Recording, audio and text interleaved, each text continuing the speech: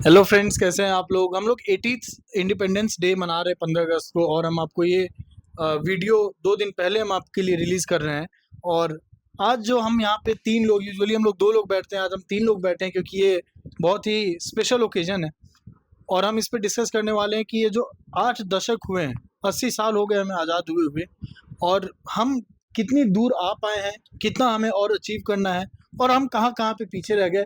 इस पे हम एक लेखा जोखा हम एक ऊपर से डिस्कशन करेंगे। यहाँ पे और मतलब दिनकर है, रोहन है, और मैं 80 साल पूरे होने जा रहे हैं। बहुत लंबा टाइम होता है और इसमें हमने क्या बेसिकली आज़ादी का क्या गोल था और हम क्या कुछ अचीव कर पाए हैं। हमारे साथ दिनकर है। दिनकर पहले शुरू करें, है ना? बताइए भाई, एक्सपर्ट ओपिनियन। सुनो, बकचोदी मत करो साले। एक्सपर्ट ओपिनियन पूरा वीडियो खराब। अरे साला, इतना देर चला रे, इतना हम इंट्रो दिए भाई, क्या बोल दिया भाई? हम क्या गलत बोल रहे हैं? बताइए भाई, एक्सपर्ट ओपिनियन।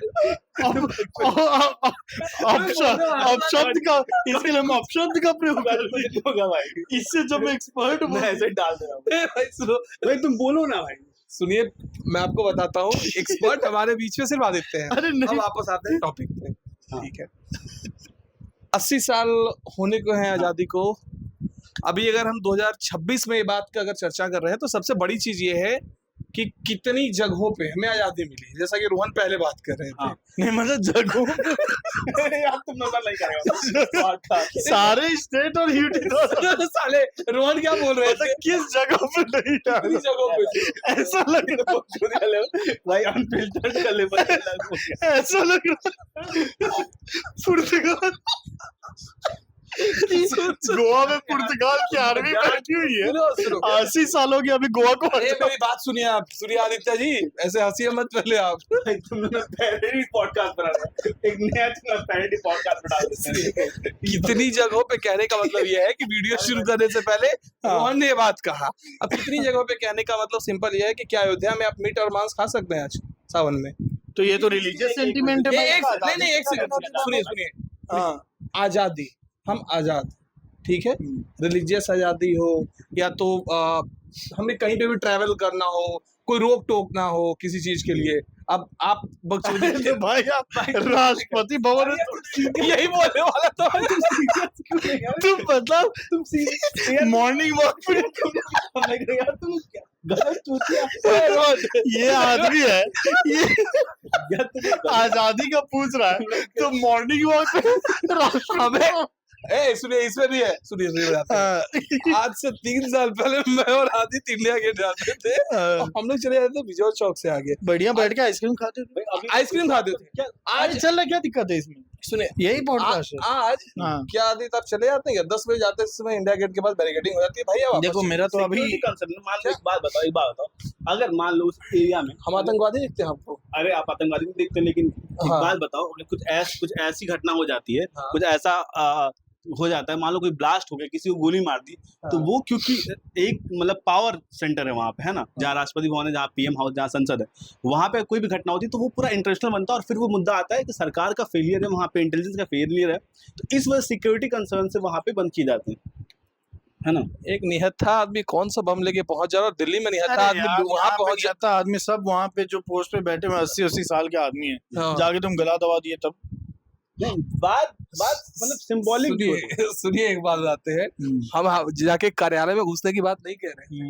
हम बात कह रहे थे कि आज हम दिल्ली में रह के, नोएडा में हम रह रहे हैं, और यहाँ से अभी हम तीनों उठते हैं और कहते हैं कि कहीं पे भी चले।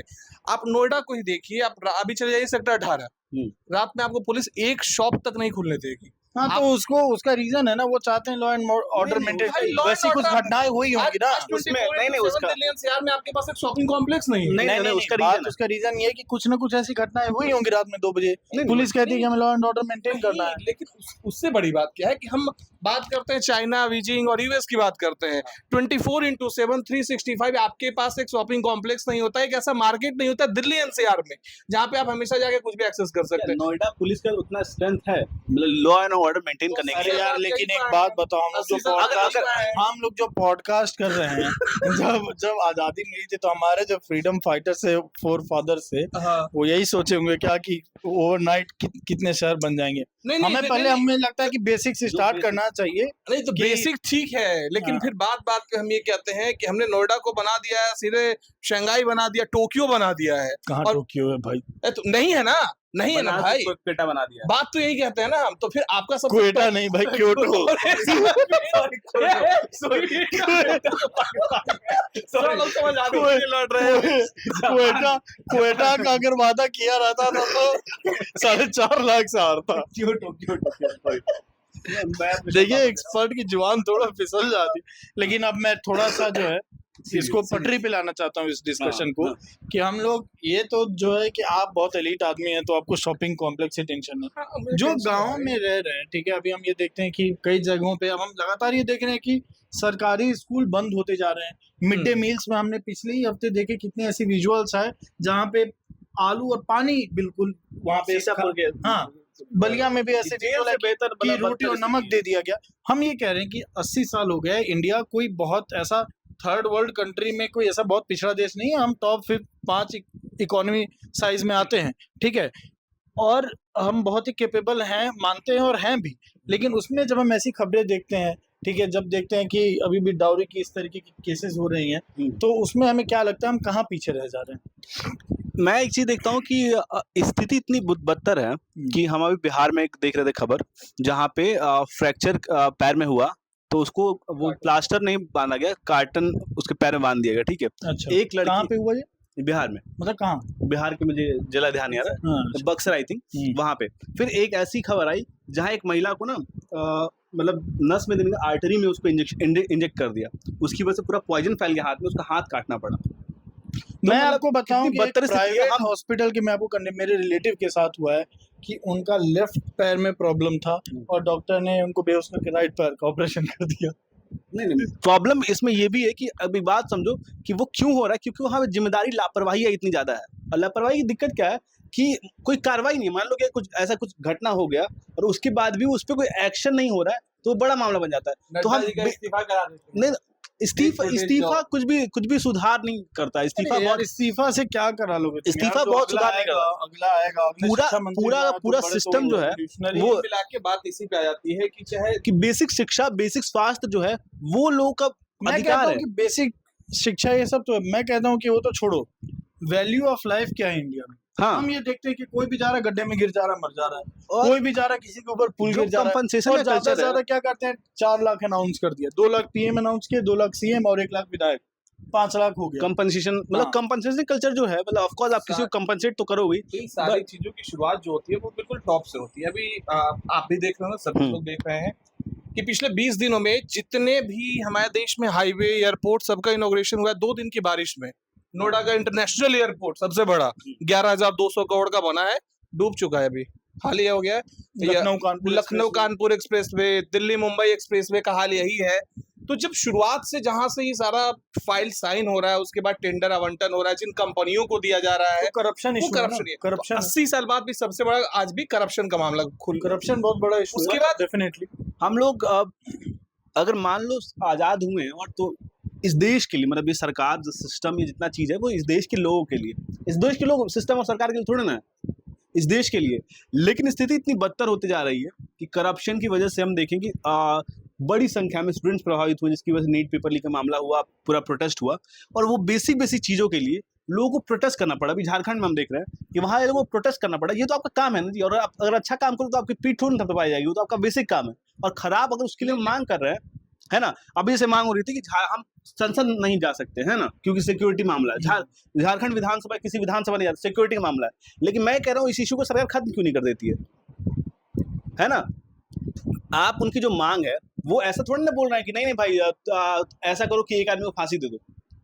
ऐसा तो उन जो मांग है वो तो जायज है, आप उस मांग को मांग के खाए। डेफिनेटली ये जो गुस्सा अचानक भड़क रहा है, जो लोग संसद की तरफ जा रहे हैं या किसी, हम तो ये यहाँ पे देख रहे हैं आने वाले संसद की तरफ जाता हुआ कौन सा आदमी किसी सांसद या किसी नेता को मारने जा रहा है? नहीं, और उसको भी पता है ना कि हम अगर इतना बड़ा रिस्क लें तो मेरे साथ क्या हो। हाँ, वो भी तो बड़े रिस्क पे जा रहा है। लेकिन सबसे बड़ी चीज क्या है कि आज 80 साल की अवधि पे हम जब चर्चा ये कर रहे हैं, एक छोटा सा एग्जाम, अब तो हम पिछले 1 महीने की बात कर ले तो लगता है कि महाराष्ट्र में पेपर लीक, गुजरात में पेपर लीक, नीट का पेपर लीक हुआ, झारखंड में तो हम सुन ही रहे थे। अब इसको हम कंपेयर करें अगर दूसरे कंट्री से, अब चाइना का जैसे गांव का वो एग्जाम है, अब उस पे शहर बंद कर देते हैं वो लोग 1-1 वीक तक, ताकि बच्चों का परीक्षा सही से हो पाए। हमारे यहाँ परीक्षा डिले हो जाता है क्योंकि चुनाव पास में होता है, परीक्षा की डेट बढ़ा दी जाती है, या तो त्योहार होता है तो वो कर देती है। तो ये दिखाता है कंट्री और एक नेशन का कि प्रायोरिटी क्या है आपकी प्रायोरिटी क्या है। प्रायोरिटी मैं बता रहा हूँ शिक्षा में, हाँ। ये यूपी का जो एरिया है कांवड़ वाला, पूरे ये स्कूल एक बंद एक हो वीक बंद रहता है, स्कूल बंद हो जाते हैं।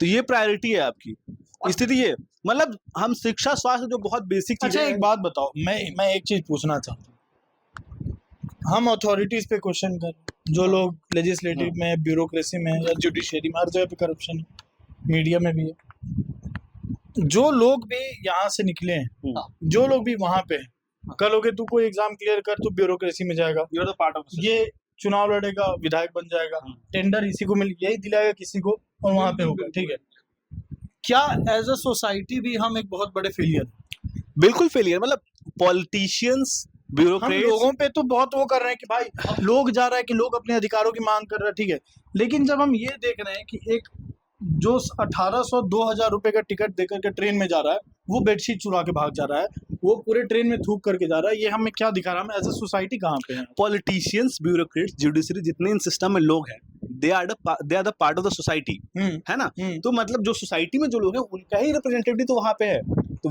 वो नहीं, मैं ये पूछ रहा हूँ कि हम लोग लगातार यहाँ पे अथॉरिटीज को ब्लेम कर रहे हैं ना अभी तक इस पॉडकास्ट में, लेकिन मैं ये कह रहा हूँ कि क्या ये बेटर नहीं होता कि एज ए सोसाइटी अगर हम रिस्पॉन्सिबिलिटी लेते, अगर एज ए सोसाइटी हम डेवलप हुए रहते, हम हमारे अंदर वो सिविक सेंस रहती, हमारे वहाँ पे मोरल सेंस रहती, तो हमारे बीच से जो लोग उस जगह पे जाते वो बेटर करना नहीं क्वेश्चन भी करते और वो बेटर परफॉर्म भी कर रहे होते। एक मोरल पावर भी होता है कि आप उन्हें पता होता है कि हमें क्या करते हैं। मुझे ये लगता है इस पूरे मामले पे कि जो basic civic sense, moral value जो है वो आती है आपके बेसिक एजुकेशन से, जो कि हर फैमिली में मुझे लगता है कि हर माँ बाप अपने बच्चों को नॉर्मल संस्कार देते हैं, लेकिन उसके बाद जो बेसिक एजुकेशन जो उनको प्राइमरी लेवल पे स्कूल्स में मिलती हैं, मुझे नहीं लगता कि आज हाँ वो कहीं पे भी बिहार के कहीं उधर नेपाल वाले बॉर्डर के साइड या पे यूपी के किसी पूर्वांचल के स्कूल में कोई ये चीज़ों पे पढ़ाई करवाई जा रही है। सिर्फ मैथ और साइंस के बारे में आपको बता दिया जा रहा है। दूसरी चीज़ कि आप जो बोले कि ट्रेन से ये सारी चीज़ें लेकर चले जा रहे हैं, मुझे लगता है इस देश में ना टू मच आज़ादी भी बहुत डेंजरस है। टू मच आजादी बहुत बड़ा खोंडू, ये क्या बोल रहा है? नहीं, मैं क्यों बोल रहा हूँ? टू मच आजादी क्या होता है? टू मच आजादी ये होता है नहीं बोले तो नहीं मैं ये जानबूझ के बोल रहा हूँ, बहुत बड़ी बात बोल रहा हूँ। टू मच आजादी इसलिए मैं बोल रहा हूँ, एक आदमी उठता है और अभी रेलवे स्टेशन पे जाता है और ऐसे एक फोन निकाला और ऐसे, और वो टीटी को कह रहा है कि मैं टिकट नहीं दूंगा क्योंकि मैं कांवड़ यात्री हूँ। और वो उसे अपनी आजादी बताते हैं और रिलीजियस आजादी। वो आजादी नहीं, वो इलीगल काम है। एग्जैक्टली, लेकिन ट्रेन में बिना टिकट के बैठना इलीगल काम। लेकिन सुनिए, लेकिन वो उसको लेकिन सुनिए बता रहे हैं, लेकिन ये वीडियो वायरल होने के बावजूद भी टीटी पर तकरीबन 1 से 2 मिलियन कमेंट ऐसे होंगे उस पोस्ट पे जो टीटी को बुरा कह रहे हैं और उस पे कार्रवाई करने की बात हो रही है कि ये कैसे कमेंट। मैं तो वही कह रहा हूं ना, मैं ये तो छोड़ो, मैं अपने गांव का बता रहा हूं। मेरे गांव से सीतामढ़ी जो ट्रेन जाती है, लोकल ट्रेन है, कोई टिकट नहीं लेता, कोई टिकट नहीं लेता। अब इसको हम ये टू मच आजादी नहीं बोल रहे, बट हम ये करेंगे एंटाइटलमेंट, कि हम इसको ये समझ ही नहीं रहे कि हमारा रिस्पॉन्सिबिलिटी नहीं। जैसे तुमने सवाल किया ना कि करप्शन इतना दिनकर के गांव के लोग हैं, पटना से जहानाबाद जाते कितने लोग टिकट। करप्शन तुम लेते हो ना, तुम्हारे गांव में करप्शन का मैं बता रहा हूँ इशू क्या है। करप्शन ना मैटर ऑफ शेम नहीं है। करप्शन जो है हमारे यहाँ मैटर ऑफ प्राइड, बहुत प्राइड, मतलब मैं बता रहा हूँ बहुत नॉर्मल बात में कि मान लो लड़की की शादी हो रही है तो वो होता है कि वो जो है ना, वो बंदा वो सरकारी जॉब में है और उसको इतना इनकम होता है, मतलब रिश्वत वाला जो इनकम होता है उसको परिवार इनकम ऐसी बातें बोल देते हैं, वो इतना होता है कि उसको सैलरी छूनी भी नहीं पड़ती। वो बहुत प्राउड की बात है कि वो ऐसा जॉब करता है जिसमें इसका मतलब बढ़िया है। तो मतलब वो ऐसी शर्म की बात नहीं कि रिश्वत लेते हो गलत आदमी, वो गांव में प्राइड है। वैसा तो जब लोग इसलिए भी बहुत सारे लोग जो है गवर्नमेंट जॉब के लिए एस्पायर करते हैं कि वहाँ पे जो सैलरी है वो तो है ही, उसके बाद हमें उससे डबल इनकम और। जैसे मतलब जनरली कोई पूछ लेता है कि तुम्हारी सैलरी कितनी है, तो बताया कि चलो इस अराउंड है, तो लोग उसके अलावा क्या अर्न करते हो, और मैं सोचने लगता हूँ इसके अलावा अर्न का मतलब क्या है। तो मतलब मेरे मन में एक सवाल ये आता है कि जब वो प्राइड की बात आती है और फिर बात ये आती है कि हमारे देश में अभी राष्ट्रभक्ति का दौर है, पेट्रियटिज्म बहुत अलग लेवल पे जा रहा है। पेट्रियार्की का दौर है। तो मुझे एक बात ये बता दो कि यार, तो वो लोगों को उस वक्त देशभक्ति याद नहीं आती जब वो उस जॉब में होते, उनको नहीं लगता कि ये देश के लिए हार्म करेंगे? और सोशल मीडिया पे मैं तुमको उतना बता- सोचते ही नहीं, मैं सोचता इतना इंसान नहीं है सोचता ही कि नहीं, जब कोई मान लो रेप का मामला होता है उसको ना, बहुत नॉर्मल तो रेप के मामले में लोग ना, जो रेपिस्ट है, जो रेप एक्यूज्ड है, उसके लोग माँ बहन गालियां देते हैं। तो वो सोचो कि जब आप किसी माँ बहन को, और वो ऐसी बात बोलो कि इसकी बहन के साथ रेप कर देना चाहिए, जो रेप एक्यूज्ड है, तो उसको ये समझ में नहीं आ रहा कि हम क्या बात बोल रहे हैं। तो मतलब ये उतना इंसान दिमाग नहीं लगाता है। फिर कुल मिला के बात ये आती है कि सारी जितनी भी प्रॉब्लम्स पे हम बात कर रहे हैं, ये रिजॉल्व कैसे होगा आने वाले टाइम में? मैं कह रहा हूँ बीजेपी हो, आगे कांग्रेस आए, कोई भी आए। अच्छा एक बात बताओ, तो हम लोगों को सेंस कितने साल से, हम कितने साल से दुनिया समझ रहे हैं? हाँ, कितने साल से? मैं मोस्टली 3 या 4 साल 4 साल से ही समझ रहा है। नहीं, 2015-16 की बात तुझे याद नहीं है? मतलब आजादी 2014 के बाद मिली है, तो उसका नहीं, नहीं, वो नहीं, सटायर पे, मतलब मैं ये कह रहा 4 हूँ, सालों से कब मैं से जो- तेरे को लग रहा है कि हाँ ये चीज सही है? ये जैसे यहाँ पे शहाबुद्दीन के राज्य जिला हाँ, से है, जिला से। तो तेरे को कब पता चला कि शहाबुद्दीन गलत है? मतलब काफी टाइम बाद, ऐसा नहीं है, स्कूल के बाद, मतलब 15-16 हाँ, से लगभग हाँ, 7-8 हाँ, साल से हाँ, हम ये 7-8 चीजें, साल से। पॉलिटिक्स में नहीं बोल रहा, अच्छा, नॉर्मल चीजें, हाँ। ठीक है? इसमें तुझे एज ए सोसाइटी कितना इम्प्रूवमेंट, क्या लगा कि हम 8 साल में कितना बदल गए? एज ए सोसाइटी, मुझे तो नहीं दिख रहा। नहीं, एज ए सोसाइटी तो हम लोग बिल्कुल चेंज नहीं हुआ है। सोसाइटी मुझे तो तो आज वैसा भी ही if I go to society उतनी तो पोलराइजेशन दिख रही है, मुझे उतना ही करप्शन दिख रहा है, डिग्रेड हो रहा है। हाँ, मुझे लग रहा उतनी है ही कि हम झूठ, और उतना ही पीछे क्राइम जा दिख रहा है। हमारे देश में पहले से ज्यादा रेप हो रहा है, करप्शन पहले से ज्यादा हो रहा है, अनएम्प्लॉयमेंट पहले से ज्यादा है। नहीं, तो हाँ। फिर तो मैं- क्या हम, मतलब हम ये कह रहे हैं कि समय के साथ हम एक नॉर्मल धारणा क्या होती है लोगों को कि ठीक है अभी हम इमेच्योर हैं, 80 साल की आजादी कोई बहुत बड़ा नहीं है। यूएस को कितने साल हो गए? यूएस को तो बहुत साल हो गए, हाँ। ठीक है? तो वो कहते हैं कि वो एक मैच्योर डेमोक्रेसी हो गई। हम अभी मैच्योर डेमोक्रेसी नहीं है, हमें टाइम लगेगा।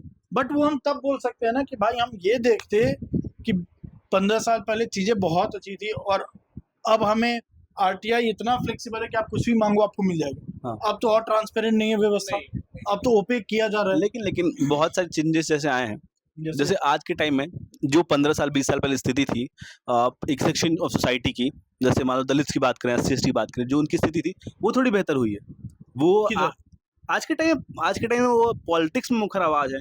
15 साल पहले भी थे भाई। नहीं इस मतलब हमें डेटा देखना पड़ेगा, हम आपको कमेंट बॉक्स, हाँ। हम कितने परसेंट, हम आज ये के- इस आज तरीके के- से नहीं बोलते, नहीं, हम ये देख सकते हैं हाँ। कि 2014 में कितने परसेंट MP दलित थे, हाँ। 543 में, और ठीक। 24 में क्या?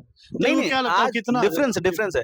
आज के टाइम पे कोई भी ऐसी पॉलिटिकल पार्टी नहीं है जो एंटी दलित बात करे, या मान लो कोई किसी दलित के साथ कोई घटना हो, वो आउट नहीं ऑफ कंपल्शन है, नहीं तो यही वो आउट ऑफ कंपल्शन है, वो नंबर के लिए। नहीं तो आपको ये समझना, वो ये दलित हितैषी राजनीति जो हम बात करते हैं, जो अचानक अंबेडकर, बीजेपी, आप 15 साल पहले जो अम्बेडकर के नाम पे कितने कॉरिडोर बीजेपी बना रही है, नहीं कितने जो स्कीम से बीजेपी ला रही है, कांग्रेस भी, कांग्रेस तो सारी गांधी पे, नेहरू पे, इन्हीं पे आ रहा था। फिर बात अभी अभी हम- कि मैं ये कह रहा हूँ कि आ- आप वो पार्लियामेंट का हाफ ऑफ सीट्स भी अगर दलित को दे देंगे तो क्या गारंटी है कि अगले 10 साल में दलितों का उत्थान इस कुछ देश में नहीं हो होगा। जाएगा? क्योंकि मैं कह रहा हूँ मायावती इतनी बड़ी नेता नहीं, ठीक है, मुख्यमंत्री रही ना मायावती, वहां पे जो जाटव पॉपुलेशन है जो कि मायावती का बहुत लॉयल माना जाता है, वो आज कहाँ पे है? तू भी यूपी के गांव में घूमा, मैं भी घूमा, पिछले इलेक्शन में हम लोग घूमे थे, उन लोगों की स्थिति बहुत बेकार ये है। बताओ कि मायावती के चीफ मिनिस्टर बनने के बाद से क्या दलितों की स्थिति में कोई सुधार नहीं आया? 0%। किस टर्म्स में तू बात कर रहा है? मतलब उनकी वो स्टैंडर्ड की बात वो लिविंग स्टैंडर्ड नहीं सुधरा है। तू अगर ये कहे कि वो थोड़ा अपने आप को एक स्पेस समझ रहे हैं अपनी सोसाइटी में, स्पेस समझ रहे वो हैं, बात राइट सही है। समझ रहे हैं, वो बात राइट समझ रहे हैं ना। वो है लालू मैं यादव क्या नहीं हुआ, ये बात नहीं है कि बहुत ऐसा बदलाव आ गया कि मतलब पूरा चेंज, बड़ा ड्रास्टिक चेंज देख रहे हैं हम कि पूरा सोसाइटी स्टैंडर्ड बढ़ गया, लेकिन बहुत बड़ा बदलाव आया। वो धीरे धीरे चीजें बदलती हैं, लेकिन हर मामले में, जैसे हम विमेन की बात कर रहे थे वीडियो शूट करने से पहले कि विमेन की स्थिति क्या है, तो ऐसा महिलाओं की अभी स्थिति ये है, वो नंबर की वजह से ही हो, बट ये स्थिति है कि इस समय जब 2023 में बिल आया विमेन रिजर्वेशन को लेकर, रिप्रेजेंटेशन को लेकर, तो सभी पार्टियों ने, मुझे आई थिंक ओवैसी को पार्टी छोड़ दे, ओवैसी को छोड़ दे, तो उसके अलावा सारी पार्टियों ने सपोर्ट किया, वो आउट ऑफ कंपल्सन हो या जो भी हो, बट सिचुएशन ये बहुत डिफरेंस है। दैट इज वेरी आज मतलब के टाइम पे बहुत हर फील्ड में पॉलिटिकल एक नैरेटिव के लिए मुझे ज्यादा लगता है। मैं ये कहता हूँ कि शिवहर से अगर कोई चुनाव लड़ रहा है तो आनंद मोहन की वाइफ ही तो लड़ रही है, लवली आनंद लड़ रही है, सांसद ठीक। के चुनाव जीत रही है। क्या फर्क पड़ना है, वही उनकी फैमिली ठीक की है। ठीक ठीक। हम देख रहे हैं बासुरी स्वराज आज पार्लियामेंट में, वो कौन? सुषमा स्वराज की सुषमा बेटी है। स्वराज की बेटी है। प्रियंका गांधी वाड्रा है, कौन है? सोनिया जी की बेटी। ठीक बात, सोनिया बट जी कौन डिफरेंस है, डिफरेंस है, डिफरेंस है। सुप्रिया सुले है, समाजवादी पार्टी की प्रिया नहीं सरोज नहीं, तो है। इस तरह से तो अखिलेश यादव मुलायम सिंह के बेटे हैं। तो नहीं मैं वही कह रहा हूँ कि हम ये जब बात कर रहे हैं कि हाँ। पार्लियामेंट रिप्रेजेंटेशन की हम बात कर रहे हैं, हाँ। मैं ये बात नहीं कह रहा हूँ, मैं ये कह रहा हूँ कि महिलाओं की बात हो रही है, ये मैं बात कर रहा हूँ। महिलाओं की बात हो आज रही है, हर चीज किन में महिलाओं की बात? नहीं, मैं सिर्फ ये कह रहा बात हूँ, नहीं है। प्रिया सरोज अगर संसद नहीं भी पहुंचती, हाँ। अगर डिम्पल यादव आज नहीं। अगर एक सेकंड, डिम्पल यादव आज अगर संसद नहीं भी पहुंचेंगी, हाँ। तो उनकी लाइफस्टाइल में क्या ऐसा खराब? नहीं, हो सिर्फ जाए? डिम्पल क्या यादव की ऐसा? बात नहीं है। आज मैं बोल रहा हूँ, हर चुनाव, मुझे कुछ एग्जाम्पल हर चुनाव में महिलाएं एक बड़ा मुद्दा है। वो मध्य प्रदेश का चुनाव हो, महाराष्ट्र हो, बिहार के हर जगह हम देखें। और अभी तुम जाके देखोगे तो हर नेता जो है वो, अभी यूपी में हम देख रहे हैं बहुत ज्यादा एक्टिवनेस चल रही है, बिहार में हमने देखा कि प्रधानमंत्री हर जगह महिलाओं की बात कर रहे हैं, महिलाओं से कनेक्ट कर रहे हैं। तो महिला एक बड़ा मुद्दा हुआ है, वो नंबर की वजह से हो या जो भी चीज हो, क्योंकि महिलाएं इस समय पिछले जो हम बात करें 20-25 साल में, 30 साल में, 40 साल में, महिलाएं मुखर हुई हैं, महिलाएं अवेयर हुई हैं। तो जो चेंजेस हैं हमारे देश ये में, मुझे नहीं पता कितनी मुखर हुई, कितनी अवेयर। नहीं, क्योंकि हम सिचुएशन तो मुझे कुछ एमपीज का नाम बता, कुछ एमएलए का नाम बता, जो डेली लाइफ में बात करो, तुम हमारे आसपास की महिलाएं देखो। क्या तुम ये बात कह सकते हो कि तुम्हारे फादर के जनरेशन में इतनी महिलाएं तुम्हारे आसपास वर्किंग फील्ड्स में दिखती में कोई वर्किंग नहीं, मेरे गांव में महिला नहीं, तुम जहाँ काम कर रहे हो, मैं बोलो तुम जहाँ ऑफिस में काम कर रहे हो, क्या इतनी महिला पहले ऑफिस में काम कर रही थी? नहीं कर रही है ना? तो मैं ये बात कह रहा हूँ कि रिप्रेजेंटेशन बढ़ा है, हर जगह महिलाएं पहुंच रही हैं। ये तो उसका पॉलिसी से क्या लेना देना है? तू ये जो बात बोला, नहीं, रिप्रेजेंटेशन या एज ए पॉलिटिक्स में तुम फाइनेंशियल एड के तौर पर 2500 दे रहे हो। हाँ। मैं कह रहा हूँ कि प्राइवेट सेक्टर जैसे आपका सर्विस सेक्टर ग्रो करेगा, तब तो तू ये भी कहता कि गांव के लोग पहले जितना शहर में आके काम कर रहे हैं सर्विस सेक्टर में, जैसे जैसे service sector, banking sector expand किया, सर्विस एक्सपेंड किया, गांव के लोगों का रिप्रेजेंटेशन वहाँ ज्यादा बढ़ा। मैं गांव से आ रहा हूँ, मैं आज सर्विस सेक्टर में काम कर रहा हूँ। पहले जब कंप्यूटराइजेशन नहीं था, तो मेरे गांव से लोग जो आते थे फैक्ट्री में काम करते थे।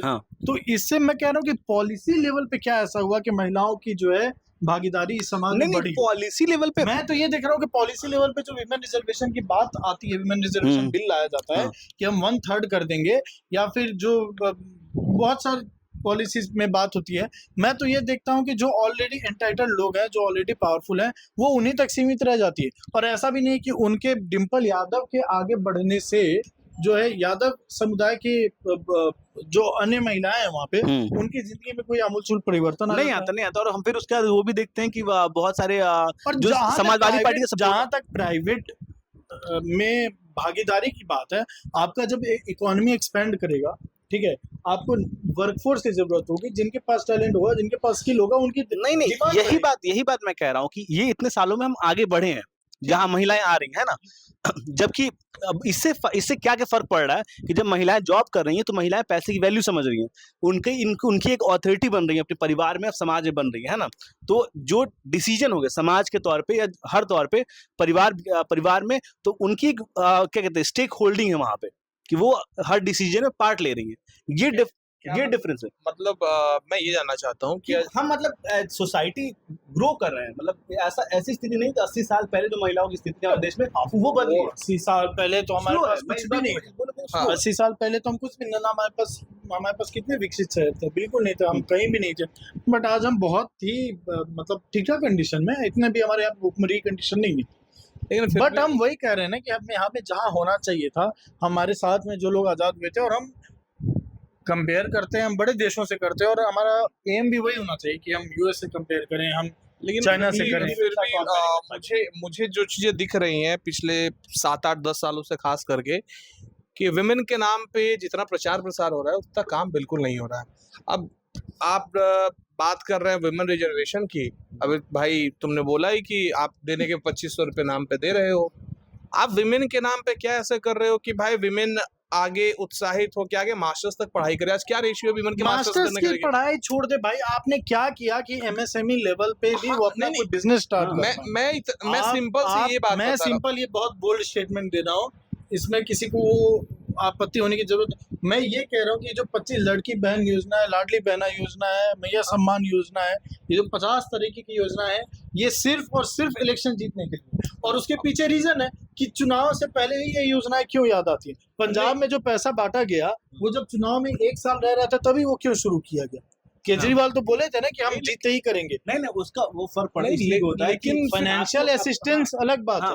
हम ये कह रहे हैं कि एक सस्टेनेबल सॉल्यूशन क्या होता है, ये होता है ना कि आप कुछ एक ऐसा बिजनेस सेटअप करने में, रूरल अगर महिला है तो जैसे बहुत सारे जहाँ पे सिलाई मशीन लोगों को दी है, बहुत सिलाई सारी मशीन, जैसे भागलपुर सिल्क सिटी के नाम से जाना जाता था, आप वैसा कुछ करते। मधुबनी है, साड़ी थी, वहाँ पे पेंटिंग्स है, आप उस लेवल पे कुछ करते। बनारसी साड़ी थी। लेकिन कुल मिला के बात यही आती है, बट कैश देना पॉलिटिक्स के लिए बहुत, मैं वही तो कह रहा हूँ, मैं ये कह रहा हूँ कि जो भी ये इसकी बात मैं इसलिए एग्री कर रहा हूँ कि विमेन रिजर्वेशन बिल जो है, या 1/3 रिप्रेजेंटेशन देने की बात हो, या जो हम फाइनेंशियल असिस्टेंस देने की बात कर रहे हैं, डेफिनेटली 2,500 किसी के भी गांव में जा रहा है, गांव में बड़ी बात, लेकिन वो क्या सस्टेनेबल है, उससे क्या लाइफस्टाइल। एक बात बताइए, 3 हम बैठ के ऐसे चर्चा कर रहे हैं आजादी पे 80 सालों के बाद, नेहरू, अंबेडकर, वो जहां भी होंगे आज अपने बैठे हुए, वो ये सोच रहे होंगे कि 2026 में महिलाओं को 2,500 रुपए देने के लिए देश में चर्चा है। मतलब वो सोच तो नहीं रहे होंगे, आफ्टर लाइफ नहीं होता है, बट मैं ये बात इसलिए ये बात बोल रहा हूँ कि 2,500 मिलता है महिलाओं के खाते में और महिलाएं जाके वोट दे रही हैं, और अभी हम ये बात करें कि हमारी महिलाएं अपरिंग हुई, आगे बढ़ी हैं, फिर ये मेंटेलिटी कि सिर्फ 2,500 आए और वोट पड़े और पूरा लैंडस्लाइड विक्ट्री एक पार्टी को मिल जा रही है। वही तो कह रहा हूँ, 2,500 रुपया हम यहाँ पे बैठ रहे हैं कि आपको लग रहा है 2,500 रुपया, जब आप वहां पे जाते, मोरली कितना विकसित हुए कि वो अपने वोट का चुनाव भी सही तरीके से। अरे यार, मोरल विकसित पे तो ये बात है, ये तो डिस्कोर्स है, यहाँ पे कुछ भी छिपाने की बात नहीं है। गाँव में मुर्गा भाग, वही मैं बोल रहा हूँ, महिलाओं की बात दारू बढ़ता है, और जा करके लोग अपने कैंडिडेट को अपने हिसाब से वोट कर देते हैं। ये बात सही नहीं, मतलब ये बात तो महिलाओं की है ही नहीं। मतलब अगर हम वोटिंग अवेयरनेस से बात करें तो वो तो हर आदमी पैसा लेगी। ये बात है, ये पहली बार हुआ है कि सरकार के तौर पर, मतलब ये पार्टी फंड से नहीं जा रहा है, ये पार्टी नहीं बांट रही है, सरकार ऑफिशियल तौर पे कर देगा, वो भी क्या कहते हैं, चुनाव आयोग वो आचार संहिता लगने के बाद से अनाउंस कर दे रही है। फिर बात ये आती है कि 80 सालों के बाद हमारे इंस्टीट्यूशन आंखों पे पट्टी क्यों बांध के बैठे हैं। नहीं जब मामला ले आता है विपक्ष, वहां पे उस वक्त भी से नहीं कि वो लीगलिटी के बेसिस पे गलत साबित नहीं होता है।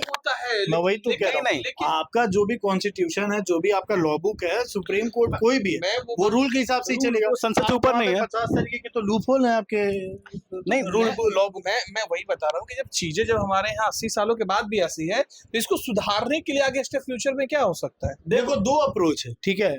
मेरे दिमाग में आता है 2 अप्रोच। कई बार मेरे दिमाग में आता है कि भाई जेंजी प्रोटेस्ट हुआ, ठीक है, हमारे पापा के जनरेशन में भी 1990 में इतना बड़ा मंडल जब आया था प्रोटेस्ट, कॉज पे हम डिस्कस कर सकते हैं, लेकिन वो एक अवेयरनेस, एक कैंपेन टाइप का ही था, ठीक है।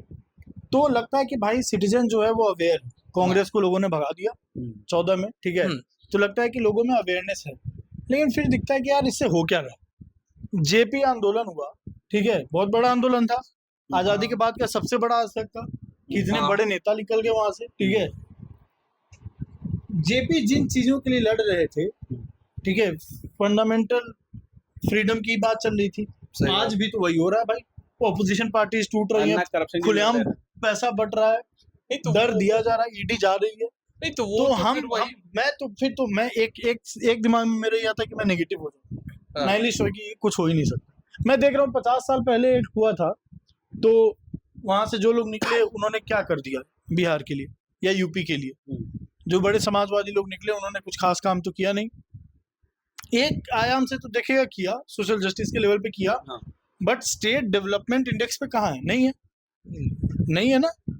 मैं वही कह रहा हूँ। और आज हम जो कांग्रेस पे जो एलिगेशंस थे 1975 में कि विपक्ष पे दबाव, अपने इंस्टीट्यूशन से गलत फायदा उठाया जा रहा है, मीडिया पे दबाव जा रहा है, इलेक्शन कमीशन पे दबाव जा रहा है, सुप्रीम कोर्ट के जजेस तय हो जा रहे हैं, ठीक है, आज क्या नहीं हो रहा है। लेकिन फिर वही बात है कि जब सारी चीजें रिपीट ही हो रही हैं, तो फिर मैं कहूँ इस देश के लोगों ने भांग धतूरा खा लिया है, उनको ये चीजें नहीं दिखती। आज तो एक सेकंड, आज इसलिए मैं ये बात बोल रहा हूँ, आज आपके पास सोशल मीडिया, आज आपके पास टीवी है, आज आपके पास प्रिंट है, सारी चीजों का एक्सेस होने के बाद हम देख रहे हैं कि हर देश में, अभी अगर हम बाहर के देशों की बात करें लोग इतने अवेयर हो जा रहे हैं कि वहां पे एक शेड गिर जा रही है और वहां के सबसे केंद्र का जो चाहे राष्ट्रपति या प्राइम मिनिस्टर उसका इस्तीफा हो जाता है।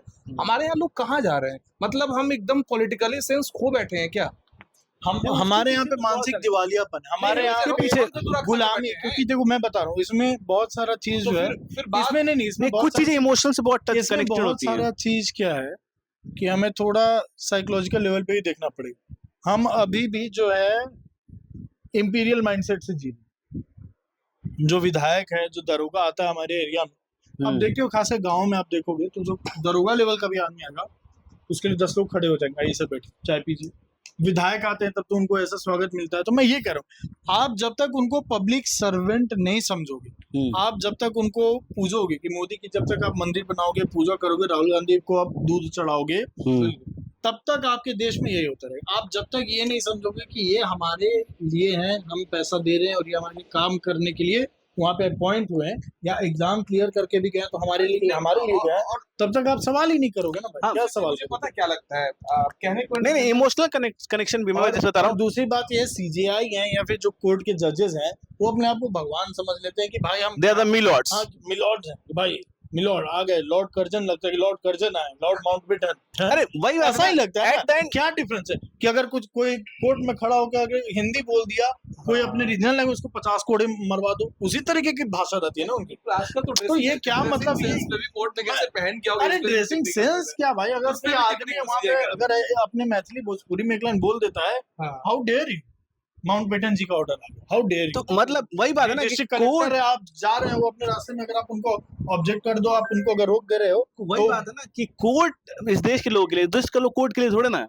और इमोशनल कनेक्शन बहुत ज्यादा है। जैसे तुम देखोगे कि इमोशनल कनेक्शन बहुत बदतर स्थिति भी इस तरह से कि हमारा जो प्राइड है ना कि हम बहुत बड़ा इस अपने धर्म से जुड़े हुए हैं, है ना, तो फिर वही वाली स्थिति आ जाती है। हम बहुत बड़े विधायक, उससे जो कास्ट का प्राइड है बहुत ज्यादा कि हम इस कास्ट के हैं, तो फिर हमें लगता है कि अगर दूसरे कास्ट वालों को दे देंगे तो नुकसान हो जाएगा। आपको देखो थोड़ी बात भटक जाएगी शायद, लेकिन जय कृष्णमूर्ति यही करते थे कि आपके जितने लेयर ऑफ आइडेंटिटी होंगे, आपके बंधन में बनने के चांसेस उतने ज्यादा होंगे। दिनकर जी हैं, बिहार से हैं, इनके एक कास्ट भी है, इनका एक धर्म भी है, ये एक गांव से भी आते हैं, एक जिला से भी पुरुष भी हैं, एक पुरुष भी हैं, हाँ, यहाँ पे आकर के इनका एक प्रोफेशन और मतलब एट एंड वो वाली बात क्या है। अब क्या है कि ये कितने लेवल पे लड़ते रहेंगे, और नहीं होने पे इनको कोई ऑब्जेक्ट करेगा वो उससे लड़ेंगे। नहीं एट एंड बात ये भी आ जाती है ना कि हमको जब हमारा कुछ भी प्राउड के लिए नहीं हो, अब मान लो हम खाली आदमी है तो हम इसी में प्राउड कर लेते हैं कि हम ये वाले हैं हम, और उसका नुकसान होता है।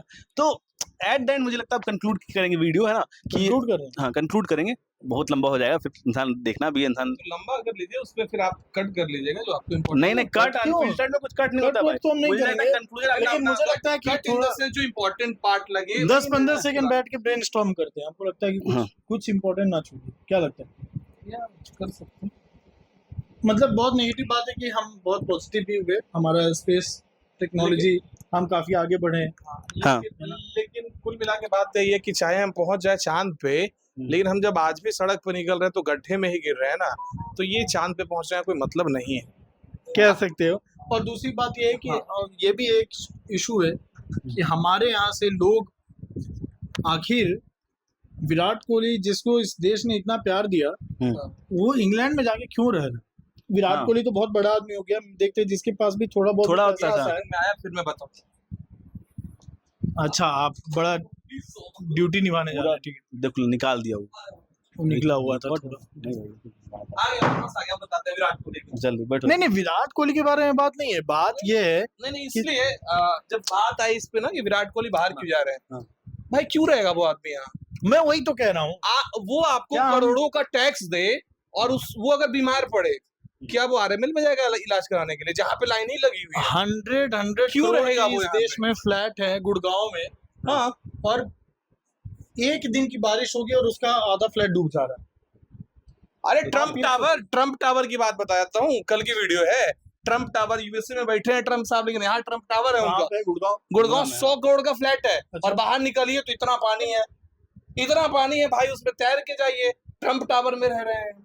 सो आई थिंक हमें ये इंडिया की हम 8 दशक हमारा बीत चुका है, एंड जो भी हमारे देश के टैलेंटेड लोग हैं, सुंदर पिचई हैं, बहुत सारे एथलीट्स हैं, बहुत सारे बिजनेसमैन हैं, बहुत सारे आईटी प्रोफेशनल्स हैं, मेडिकल प्रोफेशनल्स हैं, साइंटिस्ट्स हैं, उन्हें हम इतनी सुविधाएं क्यों नहीं दे पा रहे हैं कि वो यूएस में जाकर के अपॉर्चुनिटी खोजा? हम गरीब तो नहीं है, हाँ। पैसे की हमारे पास कमी तो नहीं, नहीं, और इसके बाद प्रॉब्लम ये भी है कि हम अब प्रोड्यूस भी नहीं कर रहे हैं ना।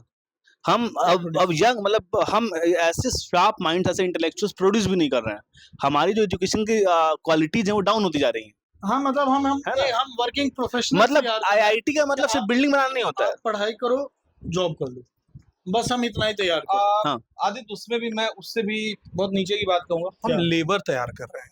लेबर पूरा मिडिल ईस्ट में, लेबर पूरा मिडिल ईस्ट में जितने भी आप इमारतें देख रहे हो ना, आप जितने भी राइजिंग टावर्स देख रहे हो, दुबई हो जाए भाई, सब जगह जो बिहार के लेबर, यूपी के लेबर, सिवान से ज्यादा सिवान तो फेमस। हाँ, उसके अलावा तुम चले जाओ, जितने भी आज जो मिडिल ईस्ट में जितने भी ऑयल रिफाइनरीज है, हर जगह काम करने वाले, यहाँ तक कि लॉरी ट्रक ड्राइवर कनाडा में भरे पड़े हैं सारे पंजाबी।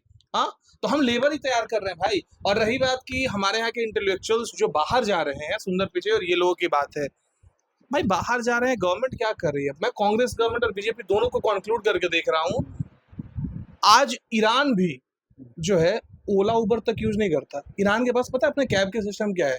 क्योंकि हम ईरान में अगर जाते हैं ना, ईरान सबसे ज्यादा सैंक्शन झेलने वाला देश है, हम वहां जाते हैं, यूपीआई नहीं होता वहां पे। इंडिया से अभी इस पूरे वॉर में कम से कम 10 ब्लॉगर 15 ब्लॉगर गया जो ईरान को भी दिखा रहा है। मैंने वहां के उनके वीडियोस देखे, वो उनके यहाँ स्वैप ऐप है जो कि पेमेंट ले रहा है क्रिप्टो में।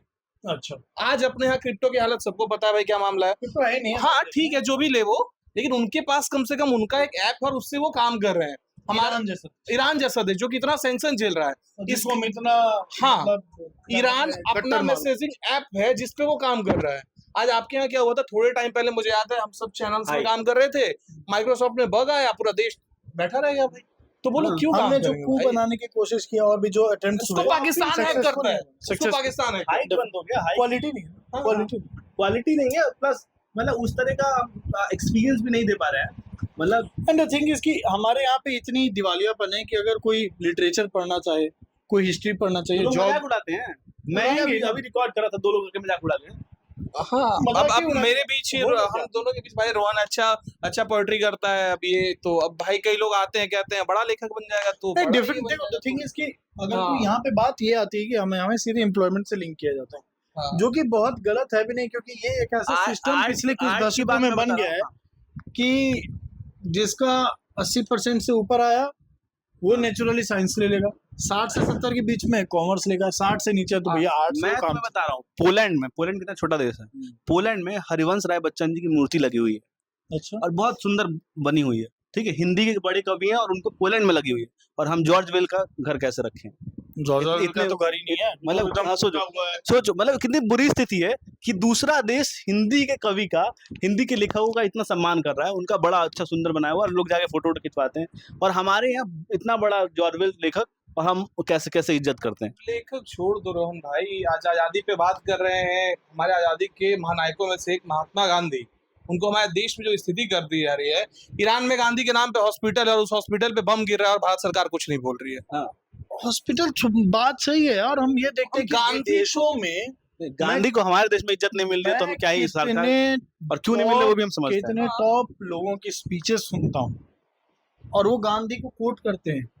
टॉप लेवल के लोग तो छोड़ दो भाई, जो अफ्रीका में इतना बड़ा मूवमेंट चला है, नेल्सन मंडेला, वो गांधी को अपना हीरो मानते हैं। उस सब बात के बाद भी एट द एंड मतलब अभी भी है कि सरकार जितना या जो लोग भी जितना भी डिग्रेड करे गांधी को, जितना बुरा कहें, लेकिन जब G20 के नेता आते हैं तो जाना गांधी के पीछे पड़ता है। वो करके करो क्या यार, वो तो तुम दिखाने के लिए ले गए। नहीं दिखा, मजबूरी में करोगे, लिंक करना वही पड़ेगा, करना पड़ेगा। लेकिन मैं ये कह रहा हूँ कि कभी तो एक ऐसी कट्टरपंथी सरकार आ जाएगी, अगर मना कर देगी तो तुम्हें लगता है देश में बहुत बड़ा नहीं तो आ जाएगी, तो गांधी की वैल्यू कम नहीं होगी। मेरा मानना है की बात मैं नहीं कर रहा हूँ, बात यहाँ पे उनके रिस्पेक्ट की हो रही है। हाँ, बात यहाँ पे नहीं कि सरकार G20 में ला रही है, तो मुझे लगता है कि कल होके कोई कट्टरपंथी, बड़ा कट्टरपंथी अगर सरकार में आ जाएगा तो हो सकता है कि वो ना ले जाए। और क्या तुम्हें लगता है इस देश में बहुत बड़ा विरोध हो जाए? नहीं ले जाए, उससे ऐसा नहीं है। सुनो, मैं ये कह रहा हूँ कि हम जो पिछले 80 साल की हम बात करें ना, 80 साल में नेहरू और गांधी को बहुत डिग्रेड किया गया। उससे मुझे नहीं लगता कि गांधी और नेहरू की उसमें बहुत फर्क पड़ा है।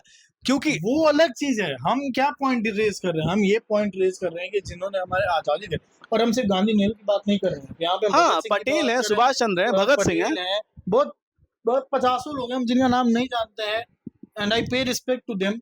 लेकिन क्या हम उनके साथ, नेहरू 15-16 साल अगर कोई प्रधानमंत्री रहेगा, 17 साल जेल भी रहा, 12 गलतियां साल। होंगी, क्यों नहीं गलतियां होंगी, हाँ, लेकिन क्या हम उनको हाईलाइट करते हुए हम उनका कैरेक्टर एसेसिनेशन करने सारी जो उनकी उपलब्धि है उसको हम गलत बोल देंगे। और बात ये है कि अगर आप कैरेक्टर एक जो एसेसिनेशन successful- होगा तो बहुत नेताओं का होगा ना। एक जब सक्सेसफुल देश है वो जब अपने नायकों को भूल जाएगा, नायकों को गाली देना शुरू कर देगा, हाँ? तो वो किस हद तक उसकी उसकी मानसिक स्थिति का आप अंदाजा तभी उसी से लगा तो 80 साल का ओवरऑल मतलब हम लोग जो बात कर रहे हैं यही निकल रहा है कि बहुत हमने चीजें अचीव की हैं, चांद पे पहुंचे हैं, हमने अच्छे अच्छे यूनिवर्सिटीज क्रिएट की हैं। हम लोग को लगता है हम लोग डेविएट हो जाते हैं, डेविएट हो जाते हैं बहुत बार लेकिन हम लोग को, लेकिन जो अनफिल्टर्ड है ना, तो मुझे लगता है नहीं वो अनफिल्टर्ड है, वो चीज अच्छी है। लेकिन आप लोग ही बताइए अगर एक भी कमेंट आए तो, कि हम लोग कई बार होता है कि मुझे लगता है ऐसा कि हम लोग ने इसमें बहुत सारी चीजें छोड़ दी।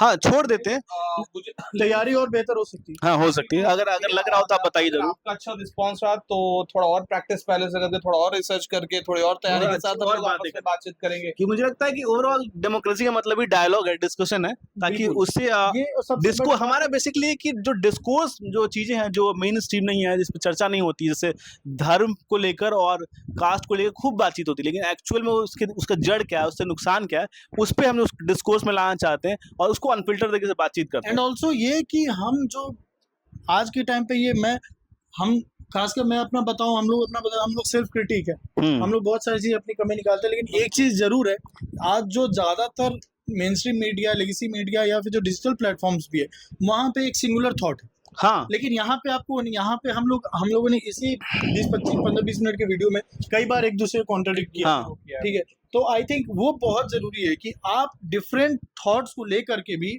जो यूनिटी इन डाइवर्सिटी की बात कर, जो सोल ऑफ इंडिया है वो यही है कि university of diversity in thoughts, आप वो लेकर के आगे बढ़ सकते हैं। That what democracy is. मैं एक कुछ कमेंट बीच में एक बोलना मैं चाह रहा था, उस वक्त दिमाग से निकल गया, अभी याद आया। मैं वो बात ये बोलता हूँ कि सबसे पहले तो एक बड़ा सा डंडा लिया करिए, आपके आसपास कहीं पे बाबा मिले ना, उनको बजाइए। फिर ये बहुत कंट्रोवर्सी होगी। नहीं, मैं क्यों बोल रहा हूँ, सिर्फ बाबा की बात नहीं कर रहा हूँ। मतलब किसको तुम फिर अब क्यों लोग कहने लगे कि प्रेमानंद जी महाराज भी हो जाएंगे। मैं प्रेमानंद की बात कर रहा हूँ कि 50,000 बार जाप लीजिए, आपको 440 वोल्ट का करंट भी नहीं लगेगा। ये अनपढ़ आदमी ऐसे कई लोगों को मौत के घाट करवा देगा। पुलिस कब तक आ जाएगी यहाँ पे? पहुंचने दीजिए, अगर व्यूज अच्छे हैं तो आ जाएगी, तो आप लोग पहुंचने दीजिए। और मैं इसलिए ये बात कह रहा हूँ, सिर्फ उनकी बात नहीं कह रहा हूँ।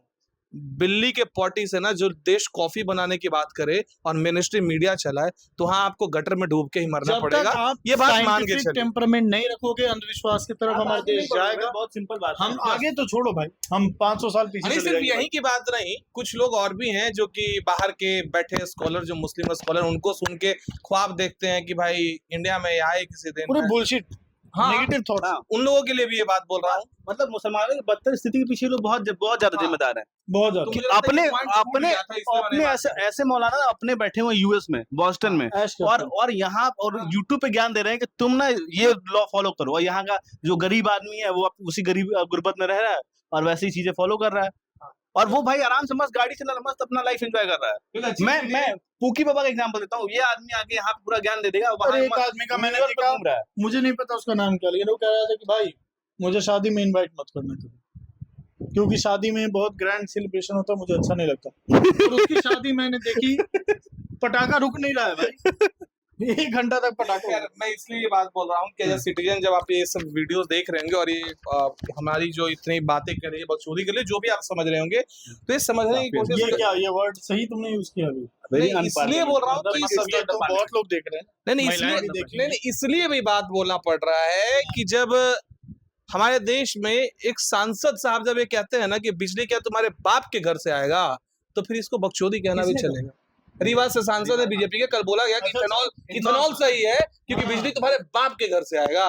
तो आदित्य साहब, हमारे बाप के घर से तो नहीं आएगा, पिछली सरकार शायद अपने बाप के हाथ से दे देती होंगी। तो इसलिए कह रहे बकचोदी भी कहना सही है। तो देखिए, बाबा मौलाना जो भी हैं, सब अपने बच्चों को आगे बढ़ा रहे हैं। देखिए उनके बच्चे भी अब आगे आ रहे हैं, नेता भी ऐसा ही कर रहे हैं। तो सब एक ही रूल फॉलो कर रहे हैं। आप रूल फॉलो करिए, समझिए, पढ़िए, जितना हो सके हमारा वीडियो देखिए, जितना हो सके शेयर करिए, सब्सक्राइब कीजिए, और बाकी हमेशा ऐसे वीडियो मिलेंगे आपको अवेयर करते रहेंगे। और 80 साल आजादी हो गए तो जश्न मनाइए। शुक्रिया। हाँ, सेलिब्रेट तो कर ही लीजिए, बुनिया खाइए।